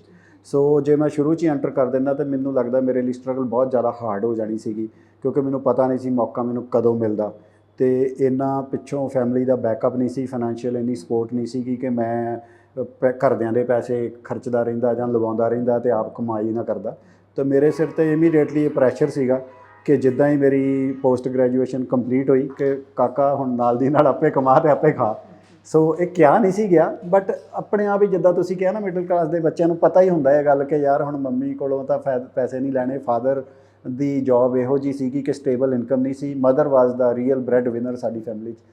ਅਤੇ ਉਹ ਫਿਰ ਮੈਨੂੰ ਲੱਗਦਾ ਕਿ ਉਹ ਸ਼ੁਰੂ 'ਚ ਮੇਰੇ ਲਈ ਉਹ ਜਿਹੜੀ ਸਿਚੁਏਸ਼ਨ ਸੀ ਉਹਦੇ 'ਚ ਮੈਂ ਤਾਂ ਰਿਸਕ ਨਹੀਂ ਸੀ ਲੈ ਸਕਦਾ, ਇਸ ਕਰਕੇ as a journalist salary the job ਕੀਤੀ, ਫਿਰ ਐਜ਼ ਐਡ ਏਜੰਸੀ ਵੀ ਕਿ ਪੈਸੇ 'ਤੇ ਫੋਕਸ ਰੱਖਿਆ। ਅਤੇ ਜਿਵੇਂ ਥੋੜ੍ਹੇ ਜਿਹੇ ਪੈਸੇ ਇਕੱਠੇ ਹੋਏ, ਫਿਰ ਆਪਾਂ ਪੰਗੇ ਉਸ ਤੋਂ ਬਾਅਦ ਅੱਜ ਤੱਕ ਲੈਂਦੇ ਆ ਰਹੇ। ਜਿਸ ਤਰ੍ਹਾਂ ਕਿ ਅਸੀਂ ਗੱਲ ਕਰ ਰਹੇ ਹਾਂ ਇੱਕ ਮਿਡਲ ਕਲਾਸ ਫੈਮਿਲੀ ਤੋਂ ਆਉਣਾ, ਜਾਂ ਤੁਹਾਨੂੰ ਪਤਾ ਹੁੰਦਾ ਕਿ ਪਹਿਲਾਂ ਤੁਸੀਂ ਆਪਣੇ ਆਪ ਨੂੰ ਥੋੜ੍ਹਾ ਸੈੱਟ ਕਰਨਾ, ਫਿਰ ਰਿਸਕ ਲੈਣ ਵੱਲ ਆਉਂਦੇ ਹੋ। ਲੇਕਿਨ ਤੁਹਾਡੀ ਅਗਰ ਗੱਲ ਕੀਤੀ ਜਾਵੇ ਤਾਂ ਤੁਸੀਂ ਸ਼ੁਰੂ ਤੋਂ ਹੀ ਰਿਸਕ ਲੈਂਦੇ ਆਏ ਹੋ। ਸੋ ਇਹਦੇ ਵਿੱਚ ਕਿਤੇ ਨਾ ਕਿਤੇ ਇੱਕ ਬੈਕਅਪ ਅਤੇ ਸਪੋਰਟ ਜ਼ਰੂਰ ਹੁੰਦਾ ਹੈ, ਚਾਹੇ ਸਾਨੂੰ ਕੋਈ ਬੋਲ ਕੇ ਦੱਸੇ ਜਾਂ ਨਾ ਦੱਸੇ। ਤੁਹਾਡੀ ਲਾਈਫ ਦੇ ਵਿੱਚ ਕੁਛ ਅਜਿਹੇ ਲੋਕ ਨੇ ਜੋ ਉਦੋਂ ਤੋਂ ਤੁਹਾਡੇ ਨਾਲ ਜੁੜੇ ਹੋਏ ਆ, ਚਾਹੇ ਤੁਹਾਡੇ ਦੋਸਤ ਦੀ ਗੱਲ ਕੀਤੀ ਜਾਵੇ, ਤੁਹਾਡੀ ਵਾਈਫ ਦੀ ਗੱਲ ਕੀਤੀ ਜਾਵੇ। ਇਹ ਤੁਹਾਡੀ ਜ਼ਿੰਦਗੀ ਦੇ ਵਿੱਚ ਕਿਹੜਾ ਇਹੋ ਜਿਹਾ ਅਹਿਮ ਰੋਲ ਨਿਭਾਉਂਦੇ ਆ ਜਿਸ ਦੇ ਬਿਨਾਂ ਤੁਹਾਨੂੰ ਲੱਗਦਾ ਕਿ ਮੈਂ ਕੁਛ ਨਹੀਂ ਕਰ ਸਕਦਾ? ਹਾਂ, ਤੁਸੀਂ ਜਿਹੜੇ ਗੱਲ ਕੀਤੀ ਆ ਮੇਰੇ ਦੋਸਤ ਦੀ, ਖਾਸ ਤੌਰ 'ਤੇ ਮੈਂ ਕ੍ਰੈਡਿਟ ਦੇਣਾ ਚਾਹੂੰਗਾ ਦਿਨੇਸ਼ ਸੂਦ ਨੂੰ, ਕਿਉਂਕਿ ਦਿਨੇਸ਼ ਮੇਰੇ ਨਾਲ ਪਹਿਲੇ ਦਿਨ ਤੋਂ ਹੀ ਬਿਜ਼ਨਸ ਤੋਂ ਅਸੀਂ ਜੁੜੇ ਹੋਏ। 98 ਦੇ ਵਿੱਚ ਅਸੀਂ ਇਕੱਠਿਆਂ ਨੇ ਹੀ ਮਾਸ ਕਮਿਊਨੀਕੇਸ਼ਨ ਕੀਤੀ ਸੀਗੀ ਮਾਸਟਰਸ, ਅਤੇ ਉਸ ਤੋਂ ਬਾਅਦ ਅਸੀਂ ਨਾਲ ਹੀ ਇਹ ਐਡ ਏਜੰਸੀ ਨਾਲ ਤਾਂ ਨਹੀਂ, ਮਤਲਬ 6-7 ਮਹੀਨੇ ਦੀ ਜਰਨਲਿਜ਼ਮ ਦੀ ਜੋਬ ਤੋਂ ਬਾਅਦ ਐਡ ਏਜੰਸੀ ਦਾ ਜਿਹੜਾ ਥਾਟ ਸੀਗਾ ਉਹ ਮੈਂ ਦਿਨੇਸ਼ ਦੇ ਨਾਲ ਜਦੋਂ ਸ਼ੇਅਰ ਕੀਤਾ। ਦਿਨੇਸ਼ ਉਦੋਂ ਜੋਬ ਕਰ ਰਿਹਾ ਸੀਗਾ ਧਾਰਾ ਹੈਲਥ ਮੈਗਜ਼ੀਨ ਦੇ ਵਿੱਚ, ਅਤੇ ਉਸ ਵੇਲੇ ਅਸੀਂ ਇਹ ਚੀਜ਼ ਕਨਸੀਵ ਕਰਕੇ ਸਾਡੀ ਬੜੀ ਵਧੀਆ, ਹੁਣ ਤੱਕ 25 ਸਾਲ ਹੋ ਚੱਲੇ ਸਾਡੀ ਪਾਰਟਨਰਸ਼ਿਪ ਨੂੰ। ਨਵੰਬਰ 2023 ਦੇ ਵਿੱਚ ਅਸੀਂ 25 ਸਾਲ ਜਿਹੜੀ ਉਹਦੀ ਸਿਲਵਰ ਜੁਬਲੀ ਸੈਲੀਬ੍ਰੇਟ ਵੀ ਕਰਨੀ ਆ। ਸੋ ਉਹ ਇੱਕ ਬਹੁਤ ਵੱਡਾ ਮੇਰਾ ਸਪੋਰਟ ਸਿਸਟਮ ਰਿਹਾ ਬਿਜ਼ਨਸ ਵਾਈਜ਼ ਦਿਨੇਸ਼। ਅਤੇ ਫੈਮਿਲੀ ਵਾਈਜ਼ ਮੇਰੀ ਵਾਈਫ, ਜਦੋਂ ਦੀ ਮੇਰੀ ਮੈਰਿਜ ਹੋਈ ਆ, ਉਹ ਮੈਨੂੰ ਕੋਈ ਵੀ ਮੇਰੇ ਲਈ ਕੋਈ ਟੈਨਸ਼ਨ ਨਹੀਂ ਹੁੰਦੀ ਘਰ ਦੀ ਕਿਸੇ ਵੀ ਤਰ੍ਹਾਂ ਦੀ। ਮੈਨੂੰ ਮਤਲਬ ਬਹੁਤ ਕੁਝ ਮੈਂ ਉਹਦੇ 'ਤੇ ਛੱਡਿਆ। ਮੈਂ ਬਹੁਤ ਜ਼ਿਆਦਾ ਪੈਂਪਰਡ ਹਸਬੈਂਡ ਕਹਿ ਲਓ, ਜਾਂ ਪੂਰਾ ਉੱਤੇ ਡਿਪੈਂਡੈਂਟ ਹੈ। ਉਹ ਕਹਿੰਦੀ ਮੇਰੇ 3 ਜਵਾਕ ਨੇ, 2 ਦੂਜੇ ਇੱਕ ਮੈਂ ਵੀ। ਅਤੇ ਇਸੇ ਤਰ੍ਹਾਂ ਹੀ ਬ੍ਰਦਰ ਹੈ ਮੇਰਾ ਵਿਕਰਮ ਸਿੱਧੂ। ਸੋ ਉਹਦੇ ਨਾਲ ਮੈਂ ਜੇ ਸ਼ਾਈਨ ਦੀ ਇੱਕ ਕੰਪਨੀ ਵੀ ਸ਼ੁਰੂ ਕੀਤੀ ਹੋਈ ਜੁਐਲਰੀ ਦੀ, ਉਹ ਵੀ ਇੱਕ ਮੇਰੀ ਬੜਾ ਵੱਡਾ ਸਪੋਰਟ ਸਿਸਟਮ ਹੈ। ਸੋ ਹੋਰ ਬਹੁਤ ਸਾਰੇ ਮੈਂ ਜੇ ਨਾਂ ਲੈਣ ਚਾਹਾਂ ਤਾਂ ਬਹੁਤ ਨੇ। ਸ਼ੈਮਲ ਜੌਨ ਨੇ ਮੇਰੇ ਚੰਗੇ ਦੋਸਤ ਨੇ ਜਿਨ੍ਹਾਂ ਕੋਲੋਂ ਮੈਂ ਐਕਟਿੰਗ ਸਿੱਖੀ। ਸੋ ਬਹੁਤ ਸਾਰੇ ਇਹੋ ਜਿਹੇ ਲੋਕ ਨੇ ਜਿਨ੍ਹਾਂ ਨੂੰ ਮੈਂ ਮੰਨਦਾ ਕਿ ਇਹਨਾਂ ਨੇ ਜ਼ਿੰਦਗੀ 'ਚ ਮੇਰੇ ਬਹੁਤ ਕੰਟਰੀਬਿਊਟ ਕੀਤਾ, ਅਤੇ ਇਹ ਜੇ ਲੋਕ ਮੇਰੇ ਆਸੇ ਪਾਸੇ ਨਾ ਹੁੰਦੇ ਤਾਂ ਸ਼ਾਇਦ ਮੈਂ ਜਿੱਥੇ ਹੈਗਾ, ਜਿੰਨੇ ਕੰਫਰਟ 'ਚ ਮੈਂ ਕੰਮ ਕਰ ਰਿਹਾ, ਨਾ ਕਰ ਪਾਉਂਦਾ। ਜਦੋਂ ਤੁਸੀਂ ਜਰਨਲਿਜ਼ਮ ਦੀ ਜੌਬ ਤੁਹਾਡੀ ਛੁੱਟੀ ਸੀ, ਇਹ ਕਹਿ ਸਕਦੇ ਹਾਂ ਕਿ ਉਹ ਕੰਪਨੀ ਹੀ ਬੰਦ ਹੋ ਗਈ। ਅਗਰ ਤੁਹਾਡੀ ਲਾਈਫ ਦੇ ਵਿੱਚ ਉਹ ਚੀਜ਼ ਨਾ ਆਈ ਹੁੰਦੀ ਤਾਂ ਤੁਹਾਨੂੰ ਲੱਗਦਾ ਹੈ ਕਿ ਤੁਸੀਂ ਉੱਥੇ ਹੀ ਸਟਕ ਹੋ ਜਾਂਦੇ ਔਰ ਅੱਜ ਜੋ ਕਰ ਰਹੇ ਹੋ ਨਾ ਕਰ ਪਾਉਂਦੇ, ਉਹ ਰਿਸਕ ਨਾ ਲੈ ਪਾਉਂਦੇ ਲਾਈਫ 'ਚ? ਕਿਉਂਕਿ ਅਕਸਰ ਸਰ ਲੋਕ ਟੁੱਟ ਜਾਂਦੇ ਆ ਕਿਉਂਕਿ ਉਹਨਾਂ ਨੂੰ ਲੱਗਦਾ ਕਿ ਅਗਰ ਮੇਰੀ ਲਾਈਫ 'ਚੋਂ ਇਹ ਚੀਜ਼ ਚਲੀ ਗਈ ਤਾਂ ਮੈਂ ਕਿਸ ਤਰ੍ਹਾਂ ਸਰਵਾਈਵ ਕਰੂੰਗਾ। ਹਾਂ, ਇਹ ਤੁਹਾਡਾ ਬਹੁਤ ਵਧੀਆ ਸਵਾਲ ਹੈ, ਕਿਉਂਕਿ ਮੈਂ ਉਦੋਂ ਤੱਕ ਸਿਰਫ ਪਲਾਨ ਇਹੀ ਕੀਤਾ ਸੀ ਕਿ ਮੈਂ ਜਰਨਲਿਜ਼ਮ ਕਰਨੀ ਆ ਅਤੇ ਜਰਨਲਿਸਟ ਬਣਨਾ। ਇੱਕੋ ਇੱਕ ਹੀ ਗੋਲ ਲੈ ਕੇ ਮੈਂ ਚੱਲਿਆ ਸੀਗਾ। ਉਸ ਗੋਲ ਕਰਕੇ ਹੀ ਮੈਂ ਮਾਸਟਰਸ ਮਾਸ ਕਮਿਊਨੀਕੇਸ਼ਨ ਦੀ ਕੀਤੀ, 2 ਸਾਲ ਉਹਦੇ ਚਲਾਏ। ਫਿਰ 2 ਸਾਲ ਮਾਸਟਰਸ ਇੰਗਲਿਸ਼ ਲਿਟਰੇਚਰ ਕੀਤੀ, ਕਿਉਂਕਿ ਮੇਰੀ ਇੰਗਲਿਸ਼ ਬੜੀ ਮਾੜੀ ਸੀਗੀ, ਅਤੇ ਫਾਦਰ ਸਾਹਿਬ ਦਾ ਇਹ ਕਹਿਣਾ ਸੀਗਾ ਕਿ ਜੇ ਜਰਨਲਿਜ਼ਮ ਕਰਨੀ ਆ ਜਾਂ ਇੰਗਲਿਸ਼ 'ਚ ਕਰੋ ਜਾਂ ਇਲੈਕਟ੍ਰੋਨਿਕ ਮੀਡੀਆ ਦੀ ਕਰੋ। ਇਲੈਕਟ੍ਰੋਨਿਕ ਮੀਡੀਆ ਉਦੋਂ ਨਵਾਂ ਆਇਆ ਸੀਗਾ, ਅਤੇ ਉੱਥੇ ਹੀ ਥੋੜ੍ਹਾ ਜਿਹਾ ਪੇ ਅੱਛੀ ਸੀਗੀ। ਸੋ ਉਹ ਇਸ ਪੁਆਇੰਟ ਆਫ ਵਿਊ ਤੋਂ ਕਹਿ ਰਹੇ ਸੀ, ਅਤੇ ਮੇਰੀ ਪੂਰੀ ਤਿਆਰੀ ਉਸ ਦੇ ਲਈ ਹੋਈ ਸੀਗੀ। ਅਤੇ ਉਹ ਜਦੋਂ 6-7 ਮਹੀਨੇ ਬਾਅਦ ਉਹ ਬੰਦ ਹੀ ਹੋ ਗਈ, ਅਖਬਾਰ ਹੀ ਬੰਦ ਹੋ ਗਿਆ। ਅਤੇ ਮੈਂ ਬਹੁਤ ਟਰਾਈ ਕੀਤੀ, ਦੁਨੀਆ ਦੇ ਤਾਂ ਨਹੀਂ ਕਹੂੰਗਾ, ਇੰਡੀਆ ਦੇ ਜਿੰਨੇ ਵੀ ਨਿਊਜ਼ ਮੈਗਜ਼ੀਨ ਸੀਗੇ, ਦਾ ਵੀਕ, ਆਊਟਲੁੱਕ, ਇੰਡੀਆ ਟੂਡੇ, ਜਿੰਨੇ ਅਖਬਾਰ ਸੀ, ਦਾ ਹਿੰਦੂ, ਸਟੇਟਸਮੈਨ, ਮਤਲਬ HT ਟ੍ਰਿਬਿਊਨ, ਜਿੰਨੇ ਇਸ ਰੀਜਨ ਦੇ ਛੱਡ ਕੇ ਉੱਧਰ ਕਲਕੱਤਾ, ਮਦਰਾਸ, ਬੰਬੇ, ਮੈਨੂੰ ਸੀ ਕਿਤੇ ਮੈਨੂੰ ਯਾਰ ਕਿਤੇ ਛੋਟਾ ਜਿਹਾ ਸਟਰਿੰਗਰ ਰੱਖ ਲਓ, ਪਤਾ ਨਹੀਂ ਮੈਂ ਹੰਡਰਡਸ ਆਫ ਐਪਲੀਕੇਸ਼ਨਸ ਭੇਜੀਆਂ ਆਪਣਾ ਰਿਜ਼ਿਊਮੇ ਲਾ ਕੇ, ਆਪਣੀਆਂ ਬਾਈਲਾਈਨਸ ਜਿਹੜੀਆਂ ਮੇਰੀਆਂ ਸੀਗੀਆਂ ਉਸ ਬਤੌਰ ਐਜ਼ ਇੰਗਲਿਸ਼ ਜਰਨਲਿਸਟ ਉਸ ਅਖਬਾਰ ਦੇ ਉਹ ਭੇਜੀਆਂ, ਪਰ ਕੋਈ ਰਿਸਪੌਂਸ ਨਹੀਂ ਆਇਆ। ਤੇ ਇੱਕ ਵਾਰੀ ਲੱਗਾ ਕਿ ਯਾਰ ਸਾਰੇ ਦਰਵਾਜ਼ੇ ਬੰਦ ਹੋ ਗਿਆ। ਤੇ ਪਰ ਮੇਰੇ ਇੱਕ ਉਦੋਂ ਟੀਚਰ ਸੀਗੇ ਤੇ ਜਿਹੜੇ ਮੇਰੇ ਬੌਸ ਵੀ ਸੀਗੇ ਉਹ ਡੇਲੀ ਸਨਸ਼ਾਈਨ ਅਖਬਾਰ ਦੇ ਵਿੱਚ ਹਰਪ੍ਰੀਤ ਸਿੰਘ, ਉਹਨਾਂ ਨੇ ਜਦੋਂ ਉਹ ਕਲੋਜ਼ ਕਰਨਾ ਸੀਗਾ ਨਾ ਵੀ ਅਨਾਊਂਸਮੈਂਟ ਦੇਣੀ ਸੀਗੀ ਕਿ ਬੰਦ ਕਰ ਰਹੇ ਅਸੀਂ, ਤੇ ਉਹਨਾਂ ਨੇ ਕਿਹਾ ਕਿ ਇੱਕ ਗੱਲ ਹਮੇਸ਼ਾ ਤੁਸੀਂ ਯਾਦ ਰੱਖਣੀ ਆ, ਤੁਸੀਂ ਜਸਟ ਆਪਣਾ ਕੈਰੀਅਰ ਸ਼ੁਰੂ ਕੀਤਾ ਤੇ ਜ਼ਿੰਦਗੀ 'ਚ ਇਹ ਗੱਲ ਯਾਦ ਰੱਖਣੀ ਕਿ ਰੱਬ ਜਦੋਂ ਇੱਕ ਦਰਵਾਜ਼ਾ ਬੰਦ ਕਰਦਾ ਇੱਕ ਖਿੜਕੀ ਜ਼ਰੂਰ ਕਿਤੇ ਨਾ ਕਿਤੇ ਖੋਲ੍ਹਦਾ। ਸੋ ਉਹਨਾਂ ਦੀ ਉਹ ਗੱਲ ਸੀਗੀ ਕਿ ਕੁਛ ਨਾ ਕੁਛ ਤਾਂ ਹੋਊਗਾ ਯਾਰ। ਤੇ ਉਹ ਮੈਨੂੰ ਸੀਗਾ ਕਿ ਚਲੋ ਯਾਰ ਟਾਈਮ ਪਾਸ ਕਰਨ ਦੇ ਲਈ, ਕਿਉਂਕਿ ਪੈਸੇ ਘਰੋਂ ਮੰਗ ਨਹੀਂ ਸਕਦੇ, ਤੇ ਸਰਵਾਈਵਲ ਦੇ ਲਈ ਮੈਂ ਐਡ ਏਜੰਸੀ ਦਾ ਕੰਮ ਸ਼ੁਰੂ ਕਰਤਾ ਕਿ ਚਲੋ ਕੁਛ ਹੋਰ ਨਹੀਂ ਤੇ ਇਸ਼ਤਿਹਾਰ ਇਕੱਠੇ ਕਰਕੇ ਅਖਬਾਰਾਂ ਨੂੰ ਦੇਣੇ ਸ਼ੁਰੂ ਕਰ ਦਿਓ। ਸੋ ਉੱਥੋਂ ਸ਼ੁਰੂਆਤ ਹੋਈ ਤੇ ਉਹ ਐਡ ਏਜੰਸੀ ਸਾਡੀ 4 ਸਾਲ 'ਚ ਇੰਨੀ ਵੱਡੀ ਹੋ ਗਈ ਕਿ ਅਸੀਂ ਪੰਜਾਬ ਦੀ ਨੰਬਰ 1 ਐਡ ਏਜੰਸੀ ਬਣ ਗਏ। ਮਤਲਬ ਇਹ ਨਹੀਂ ਕਿ ਉਹ ਕੰਮ ਹਾਫਾ ਟੱਲੀ ਕਰ ਰਿਹਾ ਸੀ ਮੈਂ, ਜਰਨਲਿਜ਼ਮ ਛੱਡੀ ਤੇ ਐਡ ਏਜੰਸੀ 'ਚ ਜਦੋਂ ਆਏ ਤੇ ਉੱਥੇ ਫਿਰ ਆਪਣਾ ਪੂਰਾ 100% ਦਿੱਤਾ। ਇਹ ਨਹੀਂ ਕਿ ਯਾਰ ਟਾਈਮ ਪਾਸ ਹੈ। ਸੋ ਮੈਨੂੰ ਉਦੋਂ ਵੀ ਯਾਦ ਹੈ ਕਿ ਉਸ ਵੇਲੇ ਵੀ ਜਦੋਂ ਅਸੀਂ ਅਖਬਾਰ ਦੇ ਵਿੱਚ ਐਜ਼ ਜਰਨਲਿਸਟ ਕੰਮ ਕਰਦੇ ਸੀ, ਸਾਡੇ ਅਖਬਾਰ ਦੀ ਕੋਈ ਸਰਕੂਲੇਸ਼ਨ ਨਹੀਂ ਸੀ ਹੁੰਦੀ, ਉਹ ਬਹੁਤ ਥੋੜ੍ਹੀਆਂ ਜਿਹੀਆਂ ਕਾਪੀਆਂ ਪ੍ਰਿੰਟ ਕਰਕੇ ਆ ਇੱਧਰ ਉੱਧਰ ਜੇ ਵੰਡ ਦਿੰਦੇ ਸੀਗੇ। ਤੇ ਅਸੀਂ ਦਿਨ ਰਾਤ ਮਿਹਨਤ ਕਰਨੀ ਬਾਈ ਲਾਈਨ ਦੇ ਲਈ, ਦੌੜ ਕਰਨੀ ਤੇ ਬੜੇ ਔਖੇ ਸਵਾਲ ਵੀ ਪੁੱਛਣੇ ਤੇ ਬੜੇ ਚੈਲੰਜਿੰਗ ਸਿਚੁਏਸ਼ਨ 'ਚ ਮੈਂ ਨਾਲ ਫੋਟੋਗ੍ਰਾਫੀ ਵੀ ਕਰਦਾ ਹੁੰਦਾ ਸੀ। ਤੇ ਮੇਰੇ ਨਾਲ ਦੇ ਜਿਹੜੇ ਬਾਕੀ ਸਾਥੀ ਹੁੰਦੇ ਸੀ ਉਹਨਾਂ 'ਚ ਕਹਿਣਾ ਯਾਰ ਕੁਲਜਿੰਦਰ ਛਪਦੀ ਹੈ ਨਹੀਂ ਅਖਬਾਰ, 500 ਕਾਪੀ ਛਪਦੀ ਨਹੀਂ, ਤੂੰ ਐਵੇਂ ਮਤਲਬ ਕਮਲਾ ਹੋਇਆ ਫਿਰਦਾ ਇਹਦੇ ਪਿੱਛੇ।